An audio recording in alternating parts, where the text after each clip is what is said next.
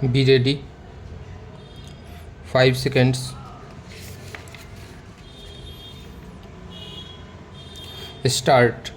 When we understand the factual matrix in the backdrop of the objectives of the above two legislations, the controversy in the instant case assumes immense significance.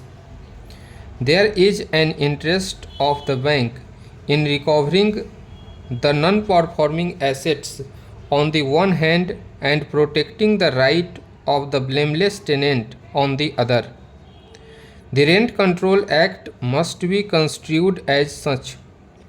A landlord cannot be permitted to do indirectly what he has been barred from doing under the Rent Control Act, more so when the two legislations, that is the SARFAESI Act and the Rent Control Act, operate in completely different fields.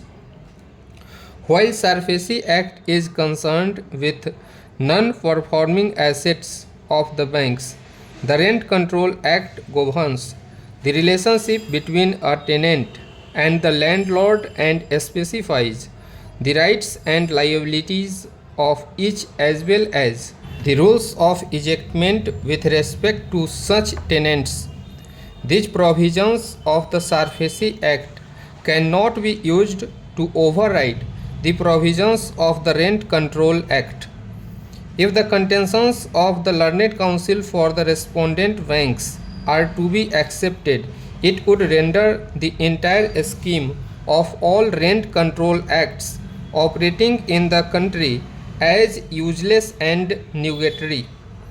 Tenants would be left wholly to the mercy of their landlords and in the fear that the landlord may use the tenanted premises as a security interest while taking a loan from a bank and subsequently default on it, and the landlord would simply have to give up the tenanted premises as a security interest to the creditor banks while he is still getting rent for the same. In case of default of the loan, the maximum brunt will be borne by the unsuspecting tenant who would be evicted from the possession of the tenanted property by the bank under the provisions of the SARFAESI Act.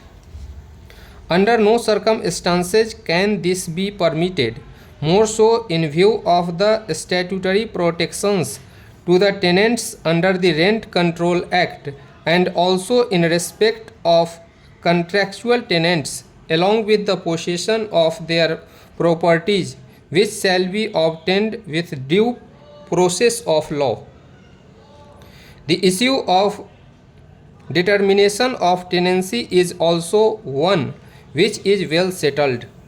While Section 106 of the Transfer of Property Act does provide for registration of leases which are created on a year-to-year basis, what needs to be remembered is the effect of non-registration or the creation of tenancy by way of an oral agreement. According to Section 106 of the Transfer of Property Act, a monthly tenancy shall be deemed to be a tenancy from month to month and must be registered if it is reduced into writing. The Transfer of Property Act, however, remains silent on the position of law in cases where the agreement is not reduced into writing.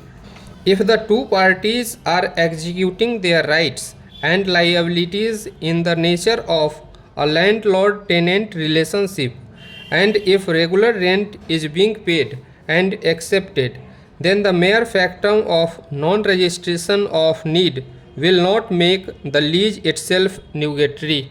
Stop.